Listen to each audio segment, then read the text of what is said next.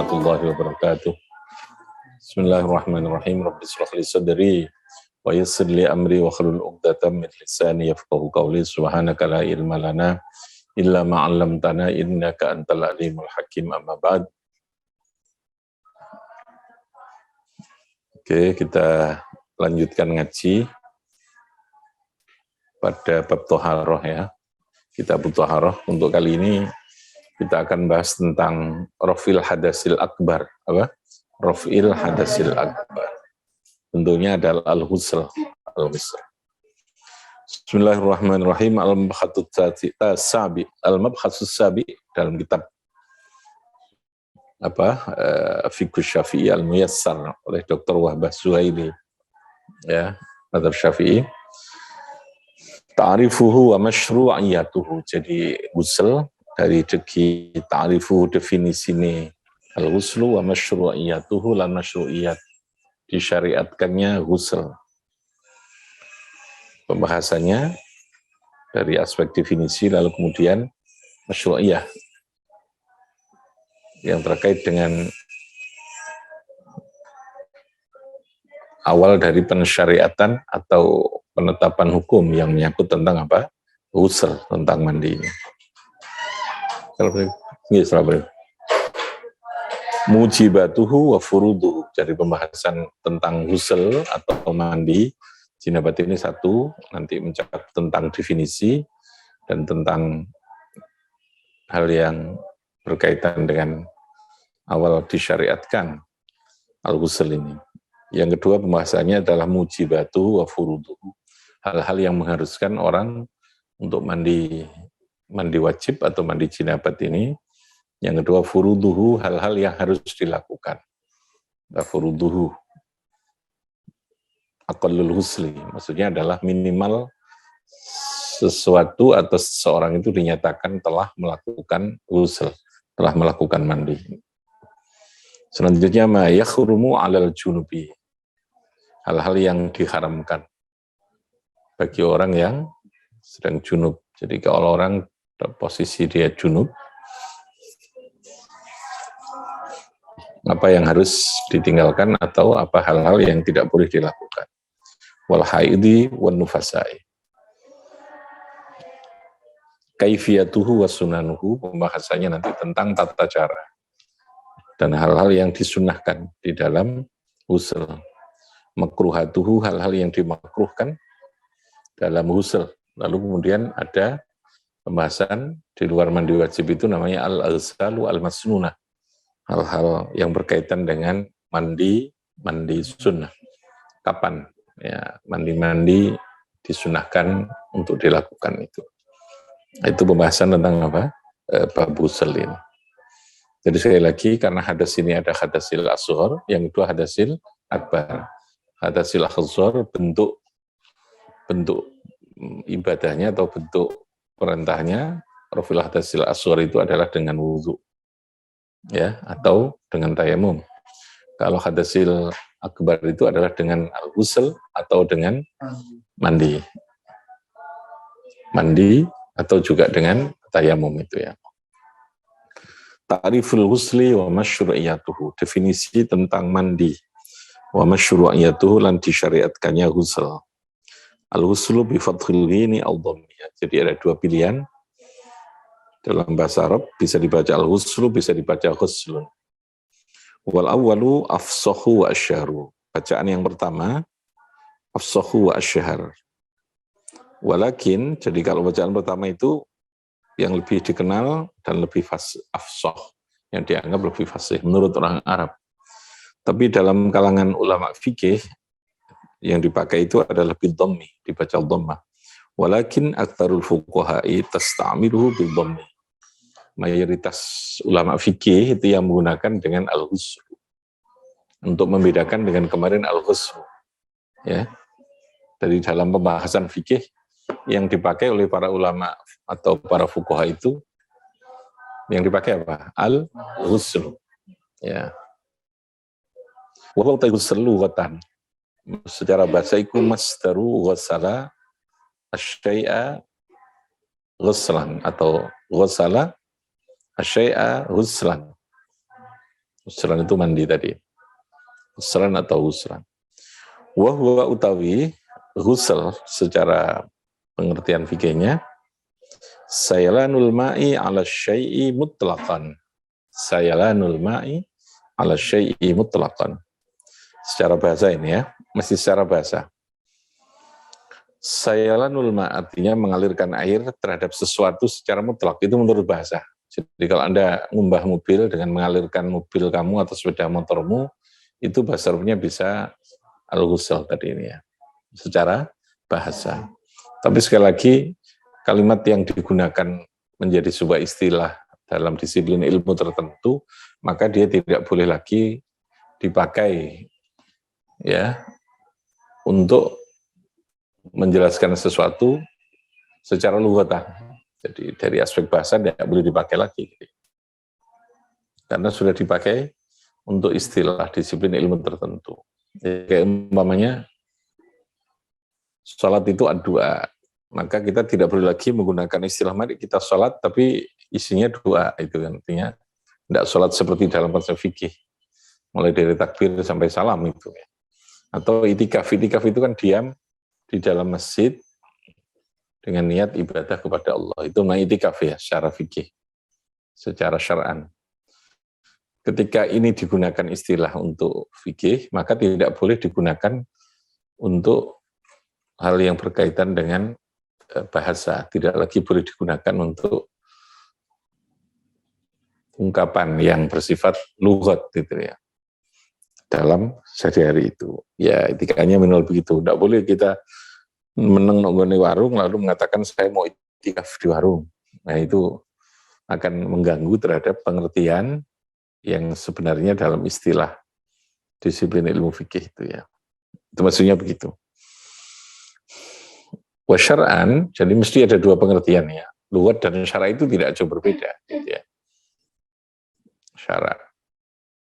Bedanya kalau sudah dipakai untuk pengertian syar'an, maka di sana sudah definisi itu sudah ada gambaran terkait dengan aturan yang menyangkut tentang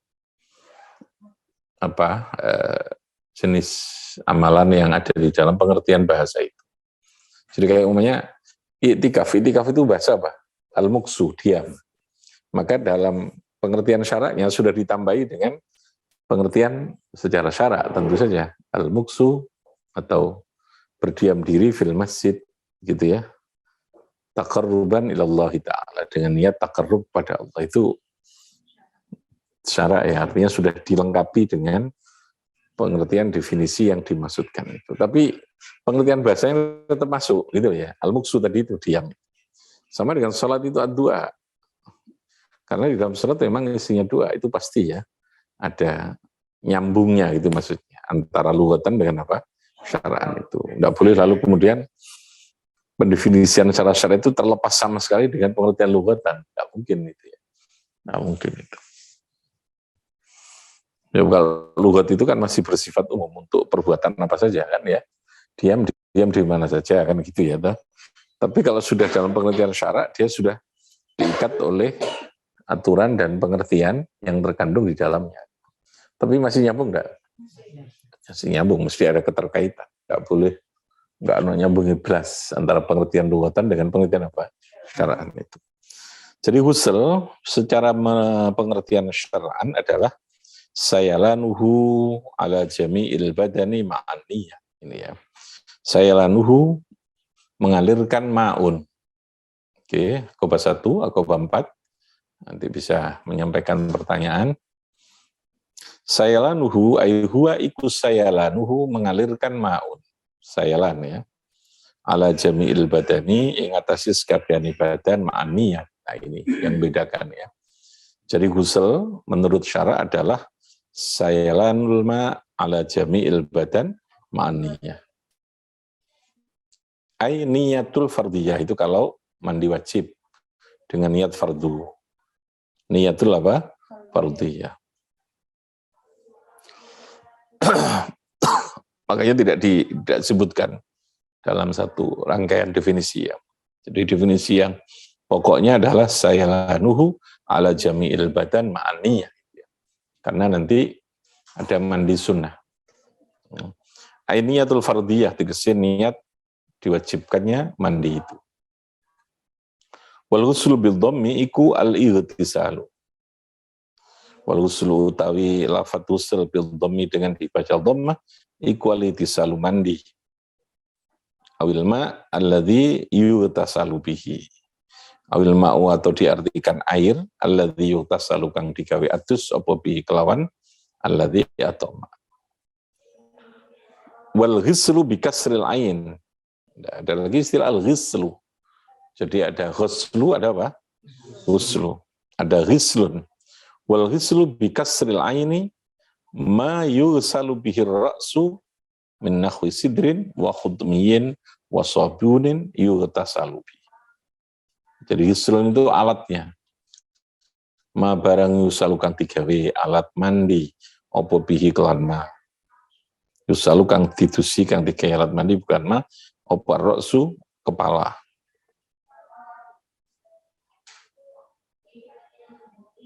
Kang tiga alat mandi apa bukan ma ar-ra'sa ing kepala ini. Rasanya menjadi maf'ul bih. Ma barang yusal kang tiga atus apa bi kelon ma ar-ra'sa ing kepala barang nahwi sidrin godhong bidara wa khutmiyin wasabune yutasalu kang tiga atus apa bi kelon. Jadi alatnya. Titik. Sekarang wal ghuslu minal janabah. Wal ghuslu minal janabati bil tiqail khitanaini wa nahwihima fardun fi syar'i. Wal ghuslu tawi mandi minal janabati saking junub bil tiqail khitanaini dengan bertemunya dua alat kelamin. Terjadinya pertemuan dua alat kelamin. Wa nahwihalan swadane iltiqail khitanaini iku fardun fardu. Iku fardun fardu wajib fi syar'i dalam syara'. Jadi hukumnya adalah wajib. Nanti ada hal-hal yang menjadikan wajibnya mandi itu. Di antaranya adalah apa? Iltiqaul khitanin. Di qoulihi ta'ala, dawuh Allah Ta'ala, wa in kuntum junuban. Wa qaulu lan dawuh Nabi, wa in kuntum lamun ana sira kabeh iku junuban pira-pira sing junub dalam surat Al-Maidah ayat 6. Wa qauluhu lan dawuh Nabi sallallahu alaihi wasallam, al-ma'u minal ma'i. Hadis Nabi, al-ma'u minal ma'i. Diriwayatkan oleh Imam Muslim dalam kitab Bukhari dari Abi Sa'id al-Khudri. An-Nabi Sa'id al-Khudri, al-ma'u minal ma'. Hadis ini kalau dibaca apa adanya kan al-ma'u tawi banyu, minal ma'i saking banyu ya. Kalau secara tekstual ya tidak bisa dipahami, terlek apa adanya. Dibutuhkan pemahaman yang ada di dalam kalimat itu. Ada dilalah namanya dilalatul iqtidha, ada kalimat yang tersimpan, tersembunyi di balik kalimat itu. Al-ma'u utawi wajibnya mandi, jadi ya wujubul ghusl, ay al-ightisalu minal inzal. Ya. Al-ma'u utawi wajibe adus iku minal ma'i saking metune mani. Minal ma'i saking keluarnya mani. Ay min inzalil mani. Jadi yang pertama, al-ma'u yang pertama itu adalah wujubul ghusl. Apa? Wujubul ghusl. Mandi itu menjadi wajib minal ma'i karena inzalul mani. Apa? Inzalul mani. Itu hadis. Pengertian yang benar seperti itu ya. Ada dilalah namanya dilalatul iqtidha. Nah, ada pengertian yang harus kita baca, tetapi pengertian itu tersimpan, kalimat yang tersembunyi yang tersimpan itu. Ai al-ightisalu minal inzal. Al-ightisalu minal inzal tegese mandi saking keluarnya mani. Wal ma'u lafat al-ma'al awal iku huwa utai ma'al awal iku al-ma'rufu yang dikenal. At-tahur bersesuci. Wasani utai ma' yang kedua iku al-maniyu mani. Jadi dari hadis tadi itu ya. Ai wujubut tahur, wajibnya bersesuci. Ya. Wujubul ghusl iku minal ma'i min zalil mani. Wa qauluhu dalilnya lagi, ya kalau sesuatu masyru'iyat itu harus punya dalil ya. Sesuatu yang disyariatkan itu pasti punya sumber syariatnya, sumber aturannya. Apa itu? Al-Quran, hadis. Tadi itu ya, ketika ditetapkan bahwa mandi itu adalah masyru'iyat, mandi itu adalah diwajibkan, mandi jinabat, karena jinabat itu wajib mandi, maka harus ada dalilnya. Mana yang mengharuskan? Tadi kayak Al-Qurannya apa?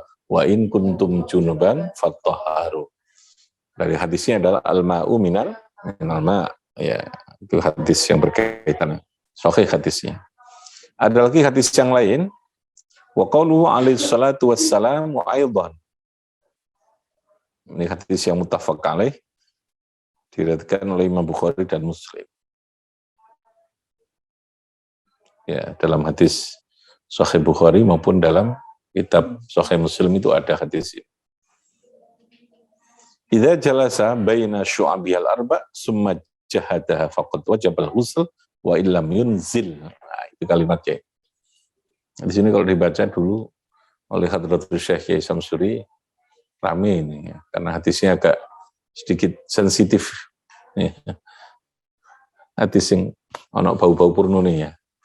Tapi Nabi menyampaikannya dengan bahasa yang sangat halus. Menjadi purno itu kan karena kita ya menyampaikan untuk jadi intermezzo ya, jadi tombol guyon gitu, tombol ngantuk ya. Ngaji dulu Samsuri itu sampai jam 1 malam. Habis sholat tarawih itu, kalau khataman itu kan biasanya bulan Ramadan. Ya, bulan Ramadan itu rutin khataman Sahih Bukhari dan Muslim.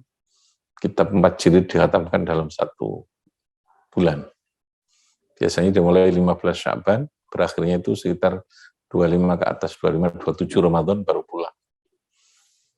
Itu ngajinya sudah full 1 hari, pagi sampai jam 12, jam zuhur itu, jam setengah 1 istirahat, asar nanti sampai maghrib istirahat, nanti habis tarawih sampai malam.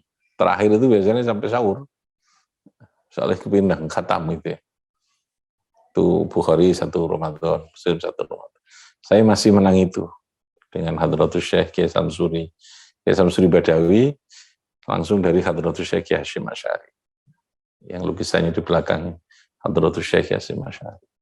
Sampai kepada Rasulullah. Jadi saya sanad sekitar ke-30-an, 32, 33. Sanadnya. Urutan-urutannya. Dari Kiai Samsuri, dari Kiai Hasyim, dari terus dari kiainya sampai kepada Rasulullah itu. Nah, itu sanad dalam kajian agama itu harus ada sanadnya. Ada mata rantai yang lalu harus nyambung Rasulullah tekok Gusti Allah. Gitu kan? Sehingga agama itu al-hakim huwallah, asy-syari huwallah itu. Sampaikan kepada Nabi kepada sahabat tabi'in, gitu. Sampai kepada Imam Bukhari yang menulis kitab itu, Muslim punya murid setelah Imam Muslim itu ya. Terus ini sampai kepada Kanjeng Nabi. Jadi kalau 34, taruhlah digawe usia itu 60 tahunan, berarti 3 kali 6 berapa? 18. Berapa? 1,1800 berapa? 30 kali 60. Sebenarnya kalau 30 kali 50? Sebenarnya 3 kali 4? 1.200-an ya. Kalau ketiga kali 5 berarti 1.500-an ya. Usia rata-rata 50 itu ya sekitar 30 orang. Sampai kepada Nabi itu. Kan sekarang sudah abad keberapa? Kalau Hijriah 14 ya, 14. Jadi nek dibagi 50 tahun usia rata-rata orang, atau 60 tahun itu ya sekitar itu. Karena kan biasanya ketemu berapa tahun, berguru berapa tahun. Nyambungnya ya. Kalau saya dengan Samsuri menangi kira-kira sekitar 10 tahun namanya gitu. Paham ya? Samsuri dengan Kiai Hasyim menangis sekian tahun. Sehingga kalau 30 orang ya sekitar itu. Gitu. Karena orang itu ketemu gurunya, namanya Mu'assar, 1 periode. Saya menangi Kiai Samsuri. Berarti saya ketika lahir itu, lalu mondok itu, usia beliau usia sekian. Saya sudah usia sekian. Saya usia sekian, beliau sudah usia sekian. Ya Samsuri ketemu dengan Kiai Hasyim usia sekian. Itu namanya mu'asyarah dan liqa. Mu'asyarah itu menangi periode masa hidupnya seorang guru, lalu yang kedua dia liko-liko itu ya ketemu ngaji kayak begini. Kamu ini muasarah dengan saya, meskipun tentu usianya tua gurunya ya, tapi namanya apa? Muasarah. Liko di samping satu periode ketemu, sebab kadang-kadang satu periode tapi tidak ketemu, mungkin karena berjauhan gitu. Saya satu periode dengan ini, tapi saya tidak ketemu.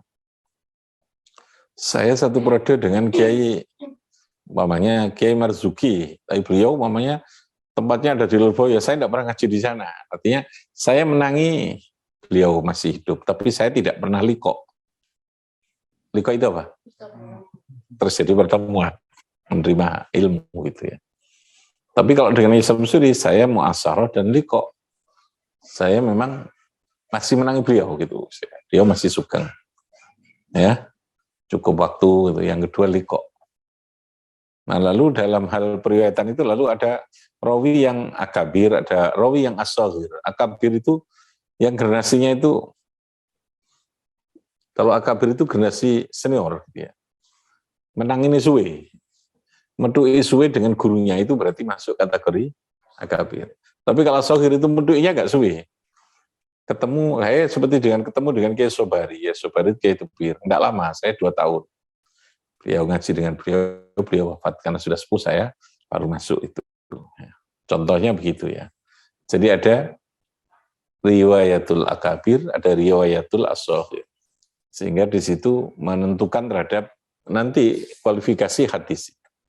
Yang senior tentu lebih diutamakan daripada yang junior gitu ya. Yang ketemunya lebih banyak, dia punya kualifikasi yang lebih kuat. Pasti kan ya? Itu maksudnya begitu. Kalau kualifikasinya dia as-saghir, ketemunya belum terlalu lama ya, dia di bawahnya yang akabir tadi itu, dari segi kualifikasi hadis ya. Dalam hal urusan muasarah dan liqa'nya tadi. Tapi kan masih ada kualifikasi lain, kayak mutasil apa tidak, terjadi ittirab apa tidak kalimatnya itu. Jadi ada ilmu, namanya ilmu hadis itu ya, yang menentukan itu. Nah, ini contohnya begitu. Nah, dulu ini cerita, saya ngaji kitab Bukhari, kitab Muslim itu dari kiai saya, namanya Kiai Samsuri Badawi. Beliau orang Cirebon, mondok di Tubireng, kayak saya begini mondok, zaman Kiai Hasim tapi ya, jadi menangi Kiai Hasim. Kiai Hasim sejak kecil sudah hafal kitab-kitab hadis itu. Untuk Sita itu sudah hafal 6 kitab hadis. Makanya digelari dengan Hadratus Syekh itu. Di Arab ketika mondok itu sudah hafal hadis, sehingga dikenal kiai besar, dan semua kiai di Jawa akhirnya pernah ngaji dengan Kiai Hasim. Ya, yang periodenya itu. Nah, Hingga Tubireng itu dikenal dengan pondok hadis. Karena artinya yang tentu keilmuan yang lain beliau ya alim semua gitu ya. Tapi yang dikenal orang itu adalah hadisnya itu. Pondok hadis itu. Itu yang dimaksudkan itu ya. Nah, kalau ada muttafaqun alaih, itu berarti Bukhari, Muslim. Pasti sahih ya. Sahih, hadisnya itu pasti sahih. Karena terutama yang Bukhari itu grade-nya paling tertinggi, Imam Bukhari, hadisnya. Sahih Bukhari itu hadis yang tertinggi kualifikasi. Jadi di bawah Al-Quran itu pertama kitab Bukhari itu. Lalu kitab Muslim. Karena Imam Bukhari itu dalam persyaratan yang menyangkut rawi itu sangat lebih ketat itu. Termasuk dalam urusan liqa' wal mu'asarah tadi itu betul-betul ketat itu. Tidak boleh sekedar ketemu. Lalu persyaratan kualifikasi orangnya betul-betul yang adil dhobit itu diteliti banget itu. Siqah itu. Ibu Bukhari itu pernah datang pada seorang guru yang alim ahli hadis. Hanya gara-gara gurunya pas itu dilihat bujui kucing. Biasanya kita kan ngasih makan, ayo kucingin pus gitu. Ternyata nggak jadi atau kosong tangannya. Langsung Imam Bukhari membatalkan untuk berguru pada itu karena dianggap ini ada unsur bohongnya yang sekecil itu. Bohong didik dok lah ya. Kalau model kita gini nih, wis gak pantas pula ya dikatakan sokeh. Ini terhadap kucing saja loh ya. Didik dok lalu membatalkan dia untuk jadi. Ya, jadi saya, karena dia membohongi meskipun cuma dibohongi apa? Kucing. Yang itu jengkel kan biasanya ya. Bujui kucing itu. Contohnya itu ya. Jadi ada prasyarat kualifikasi terkait dengan hadis itu. Oke, saya baca ini hadisnya. Muttafaqun alaihi, hadis yang disepakati oleh Bukhari Muslim. Idza jalasa nalikane lungguh. Ini hadis yang menentukan terkait dengan wajibnya mandi jinabat itu. Bahwa mandi junub itu masyru'iyah. Apa? Disyariatkan. Kalau bicara masyru'iyah berarti harus ada apa? Dalil. Dalilnya dari mana? Al-Quran dan hadis. Idza jalasa nalikane lungguh. Sopo wong, sopo ahad. Ya, ada hadis lain yang menyebutkan ya jalasa adukum. Baina syu'abiyah antarane 4. Baina syu'abiyah antarane piro-piro cabangnya mar'ah. Cabangnya mar'ah al-arba'i kang 4. Nah, ini bahasa halusnya Nabi mengatakan. Kalau seorang suami sudah posisi berada di dalam syu'abiyah al-arba', cabang wong wedok sing 4. Suami kalau sudah begini ngajinya ruam. Sing ngantuk melek itu ya. Summa jahada, kemudian memayahkan. Dadekno payah. Sopo ahad, sopo man ha ing mar'ah. Faqad wajabah. Nah ini kesimpulan hukumnya di sini. Makhalus syahidnya ya. Faqad wajabah al-ghuslu, maka teman-teman wajib apa al-ghuslu mandi. Jadi kalimat ini namanya makhalus syahid. Makhalus syahid itu tempat teks yang menunjukkan terhadap kesimpulan hukum bahwa mandi jinabat itu wajib. Mandi jinabat itu apa? Wajib. Faqad wajaba al-ghusl. Jadi teksnya sangat jelas. Jadi mandi itu menjadi wajib ketika tadi itu idza jalasa baina syu'abiyah al-arba. Apa? Summa jahadaha tadi. Wa illam yunzil. Nah ini penegasannya lagi. Wa illam yunzil, meskipun dia tidak keluar mani. Inzal. Anzala yunzil. Wa illam yunzil. Meskipun dia tidak apa? Keluar mani. Jadi terjadinya, maka kesimpulan fikihnya itu, kalau dalam kitab takrib namanya iltiqaul khitanain tadi itu ya. Iltiqaul khitanain. Terjadinya pertemuan dua alat kelamin, bahasa Jawa ini pasunatan luru, itu sudah mewajibkan mandi itu. Wa illam yunzil, meskipun dia tidak keluar mani. Jadi ada kalimat wa illam yunzil. Andai kata di situ tidak ada, maka nanti kesimpulan hukumnya sudah berbeda lagi kan? Karena ada diktum, ada pernyataan wa illam yunzil itu, maka kalimat itu memberikan qayyid yang menegaskan bahwa batasannya meskipun tidak keluar mani sekalipun. Nah itu kan gitu ya. Jadi kan ketika sudah terjadi iltiqaul khitanain, maka wajabal ghusl. Apa? Wajabal ghusl tadi. Wa dzal hadisi kunasihun fi ra'il jumhur. Nah ini pembahasannya. Hadis ini nasihun fi ra'il jumhur, mafhumi hadis al-ma'u minal ma'. Ada yang menyebutkan dalam pandangan jumhur ulama, hadis ini dinasah mafhumi hadis al-ma'u minal ma'i. Kalau tadi hadis yang pertama kan keluarnya mani gitu ya. Menyebabkan wajibnya apa? Mandi. Tapi lalu kemudian ada yang memahami begini, ini dua hal hadis yang berbeda gitu ya. Apa maneh keluar mani gitu pemahamannya. Iltiqo saja itu sudah mewajibkan mandi. Bukan berarti harus iltiqo itu harus sampai ke izalul mani, tidak harus gitu loh ya. Iltiqo ini sudah mewajibkan mandi. Apa maneh kalau terjadi iltiqo lalu kemudian inzalul, makanya kalimatnya wa ilham yunzil, meskipun tidak. Gitu loh ya. Nah, sehingga tidak perlu dalam pandangan fikih Syafi'i hadis yang al-ma'u minal ma' ini menasah terhadap apa? Hadis yang tadi itu. Karena posisinya bisa jadi itu adalah penegasan al-ma'u minal ma'.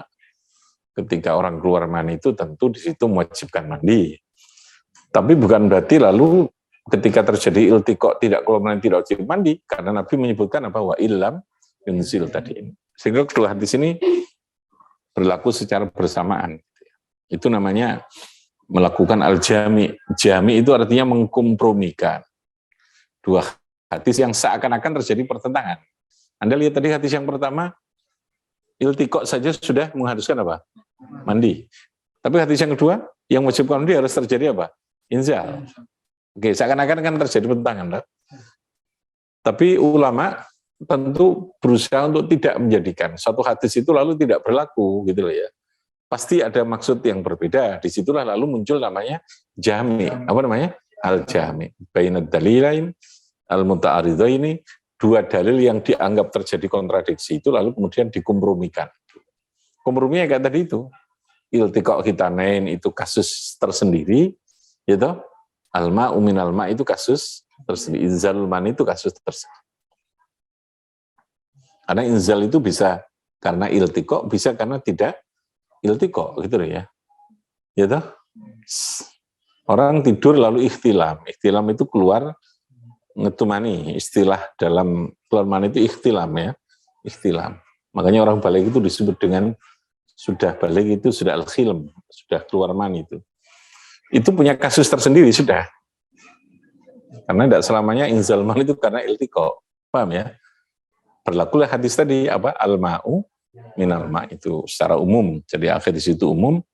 Sementara hadis yang kedua itu adalah penegasan adanya iltiqa itu sudah mewajibkan mandi jinabat. Wa fi hadisin akhar qala Rasulullah qala dawuh mafhum itu artinya mafhum pengertian kebalikannya. Namanya mafhum mukhalafah ya. Li mafhumi hadisi al-ma'u minal ma'. Kalau di mafhum mukhalafah berarti nek gak metu mani berarti ora wajib mandi ya. Ya kalau diterjemahkan ya gak metu mandi ya kayak iltiqa, berarti tidak wajib mandi.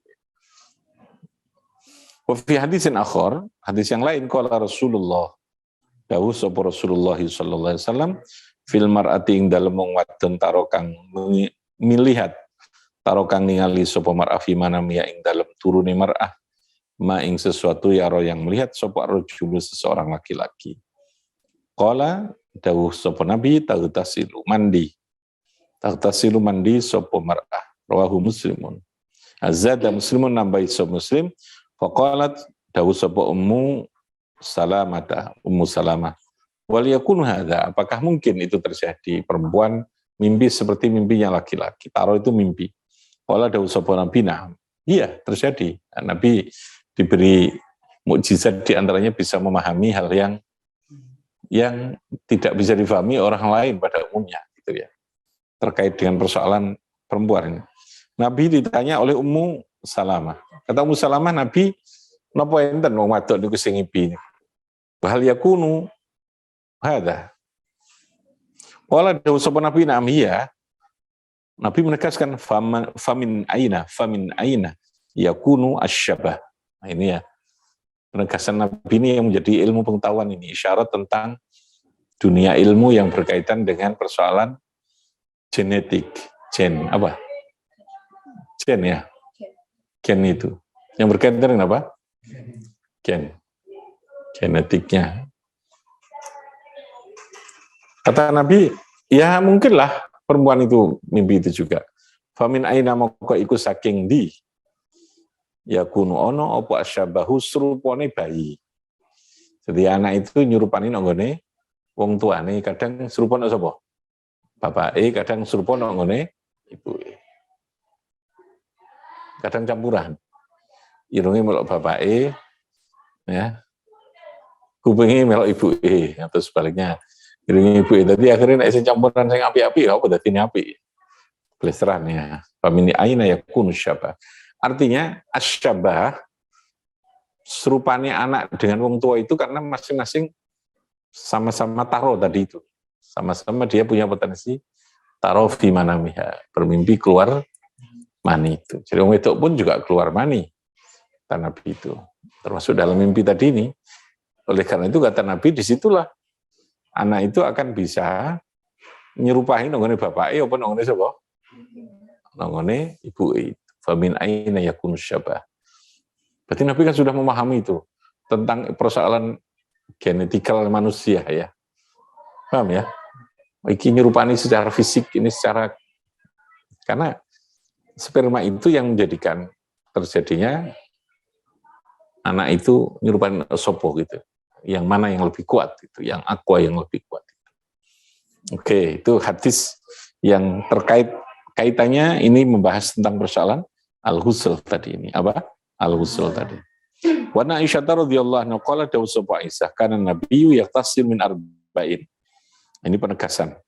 Karena ana sapa nabiyyu sallallahu alaihi wasallam iku yaqtasil mandi sapa nabi min arba'in saking 4 hal, minal janabah wa yaumal jum'ah wa minal khijamah cantuk wa min husril mayit lan saking memandikan mayit. Hadis ini kan satu teks ya, satu teks dalam hadis ini. Tapi masing-masing sebab itu nanti kesimpulan hukumnya berbeda. Kalau kita hanya memilih hadis ini, jadi wajib kabeh kan? Jinabat jelas wajib, ya toh. Junub Jumat akhirnya menjadi wajib kalau kita hanya berdasarkan hadis ini, teks hadis ini. Hadis ini kan harus difahami dengan hadis lain, gitu ya. Harus dikonfirmasi dengan hadis lain. Paham ya? Apakah sama masing-masing penyebab mandi tadi ini, kesimpulan hukumnya wajib mandi. Oke ya. Itu makanya memahami hadis juga tidak gampang di Quran itu. Perlu kemampuan untuk menghubungkan ya, mengkonfirmasi tadi terhadap hadis atau ayat yang lain. Ono enggak yang terkait dengan itu. Fa'amal janabatu, anapun utai jinabat. Wa huwa utai hadis ikut dalilun al-masyriatil husri, disyariatkan mandi ya pada hadis tadi. Cuman tingkatan hukumnya kan berbeda gitu ya. Dalam hadis tadi ini ada yang masyriatul husri ini yang sifatnya wajib, ada yang sifatnya apa? Sunnah. Wa huwa utai hadis ikut dalilun al-masyriatil husri ing atase disyariatkannya mandi bi hadhil arba'ati ing dalam 4 hal penyebab tadi. Fa amal janabatu falujubu fiha dhahir. Dalam hal mandi jinabat falujubu mungkau utai wajib fiha ing dalam janabah iku dhahirun wis jelas. Fa amal umur salah satu anapun utawi 3 hal yang belakang tadi apa? Ada mandi Jum'ah, cantuk. Hijamah itu cantuk ya. Cantuk. Pengobatan melalui apa? Pengambilan darah itu. Lalu habis memandikan mayit. Wa amal umur salah satu fayusannu laha al-husl wala yajibu. Kesimpulannya berbeda. Fayusannu maka disunahkanlah ketu umur salah sa'al huslu wala yajibu dan tidak wajib apa husl. Wa amal hadisul ladzi akhrajahu sab'ah dari 7 imam akhrajahu sab'ah as-sab'atu Ahmad wa ashabul kutubus sittah. Fayukhmalu maka mana tadi? An Abi Sa'id al-Khudri wa huwa hadisiku ghusl jumati wajibun ala kulli mukhtalimin. Ada hadis begitu juga. Ghusl jumati utai mandi jari Jumat wajibun ala kulli mukhtalimin ing atas setiap orang balik. Fayukhmalu maka difahami. Opal ujub lafat ujub ala ta'kidi sunniyah ing atase memperkuat kesunnahan. Sehingga lalu muncul namanya apa? Sunnah muakkad. Apa namanya? Sunnah muakkad. Jadi kalimat ujub itu bukan pengertian wajib dalam arti fikihnya itu, tapi adalah takkid, lebih kepada takkid itu. Nah, itu ulama memahaminya. 5 karena hadis serwa yang meriatkan ing masub al-khamsah. 5 karena hadis serwa yang meriatkan ing masub al-khamsah itu yaitu Imam Ahmad dan ashabus sunanil arba'ah. An Samurah bin Jundab qala dawud sapa Samurah qala dawud sapa Rasulullah sallallahu alaihi wasallam man utai sapane wong tawadhu awudu sapa man yaumul jumati fiha ing dalem Jumat fabiha gitu ya kok ya man tawadhu yaumul jumati fabiha mongko iku tetep kelawan tawadhu yaumul jumah wa ni'mat lan sak bagus-bagus wa nikmat bagus wa man utai sapane wong iktasala adus sapa man fal huslu iku afdalu sehingga tidak wajib. Nabi hanya mengatakan afdal. Wudu itu sudah baik, fabiyah wa ni'mat itu sudah baik. Tapi kalau mau mandi itu jauh lebih utama. Sehingga hadis ini memberikan penegasan atau pengertian, memperjelas terhadap hadis yang tadi itu. Bahwa yang hari Jumat itu tidak wajib, tapi sunnah muakkad. Apa namanya? Sunnah muakkad. Ai bisunnati akhadha wa ni'matis sunnah. Ai bisunnati tegese kelawan sunnah. Sunnah itu ajaranku, ajaran Nabi. Akhadha mengambil sopaman wa ni'matis sunnatu lan sak bagus-bagusi sunnah. Itu yang berkaitan dengan pengertian mandi dan lalu masyru'iyatul ghusl tadi. Ada dalilnya. Dan sekali lagi, mandi itu adalah masyru'iyah. Nah, mandi jinabat, mandi sunnah itu apa? Masyru'iyah. Dalilnya tadi itu. Lalu tentu muncul perbedaan-perbedaan terkait dengan pemahaman atas sebuah dalil. Karena memang dalil itu ada yang bersifat am, musytarok, ada yang mujmal, ada yang lalu khas. Nah ini harus dikonfirmasi, dikonfirm ya, di apa istilahnya, di al-jami' tadi itu ya, dijami apa, dikompromikan terkait dengan pemahaman yang ada di dalam masing-masing teks itu, sehingga masing-masing bisa berlaku pada posisinya, gitu ya. Tidak terjadi namanya ta'arud, kontradiksi antar satu dalil itu. Oke, saya kira begitu. Silakan. Ada yang tanya? Menanyakan. Ya.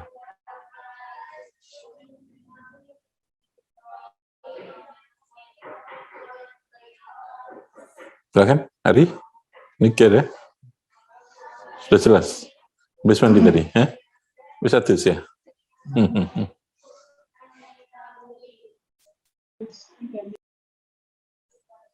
Jadi ini masih bicara tentang apa? Toharoh. Toharatun anil hadasil akbar. Namanya apa? Al-usul. Kalau tohar hadis al-usul namanya al-wudu. Apa yang tanya? Silakan. Jadi tanggat apakah sebelum mandi besar disunahkan untuk berwudu dahulu dengan niatan nawaitul ghusl lirafil akbar? Ya, nanti itu wudu saja. Ya, nawaitul wudu iya disunahkan. Tapi cukup niat wudunya sama dengan niat wudu ya tetap lirafil hadasil asghar. Ya, sesuai fungsi. Meskipun wudunya itu terkait dengan apa? Kesunahan mandi tadi. Ini wudu ini tetap niatnya ya nawaitul wudu lirafil hadasil asghar. Ya. Jadi itu bagian dari penyempurnaan terhadap mandi jenabat itu. Nek niatnya tetap sama dengan niat wudu pada umumnya itu. Jadi nawaitul wudu lirafil hadasil asghar. Karena wudu fungsinya hanya rafil hadasil asghar dan posisinya adalah takmiliyat, menyempurnakan terhadap syariat mandi itu, ben supaya mandinya lebih dapat kesempurnaan yang lebih gitu ya. Paham ya? Ya kayak sholat kita kan harus wudu ini tetap sama ya. Untuk sholat ya lirafil hadasil asghar. Untuk membaca Al-Quran ya sama. Untuk hal-hal yang amal ibadah yang lain. Tapi memang disunahkan. Sebelum mandi jinabat itu salah satu kesunahnya apa? Melaksanakan wudu. Melaksanakan apa? Wudu. Wudunya posisinya sunnah, tidak wajib. Nah, posisinya sunnah. Ada lagi?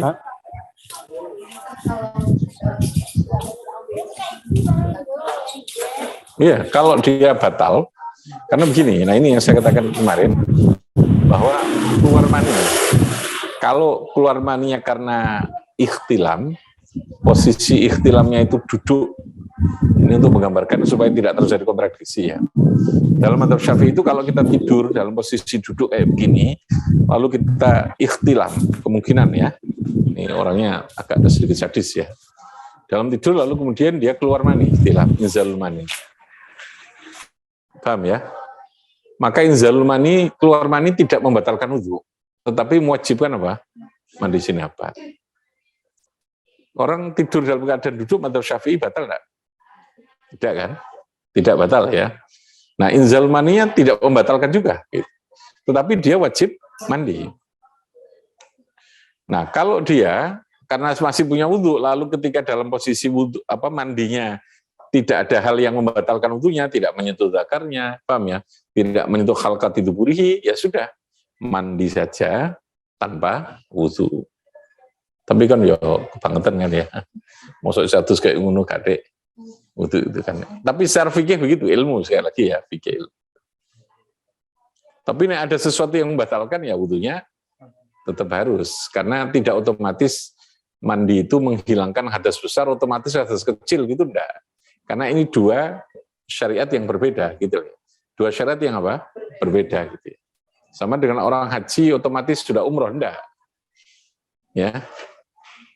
Kecuali kalau dia niat menyertakan membarengno gitu ya. Ada namanya haji yang disebut haji kiron itu ya. Haji apa? Kiron. Jadi mustakil lah. Wudu itu sendiri, amalia sendiri, lalu kemudian ghusl, amalia sendiri. Jadi tetap kalau mandi dan dia posisi masih punya hadas kecil, ya tetap wajib wudu, meskipun dia sudah apa? Mandi. Tidak otomatis kalau sudah mandi hadasil akbar itu, hadasil asghornya, itu satu istilah saja ya. Hadasil akbar itu jangan kita gambarkan hadas yang gede, yang cilik lalu kitut. Gitu.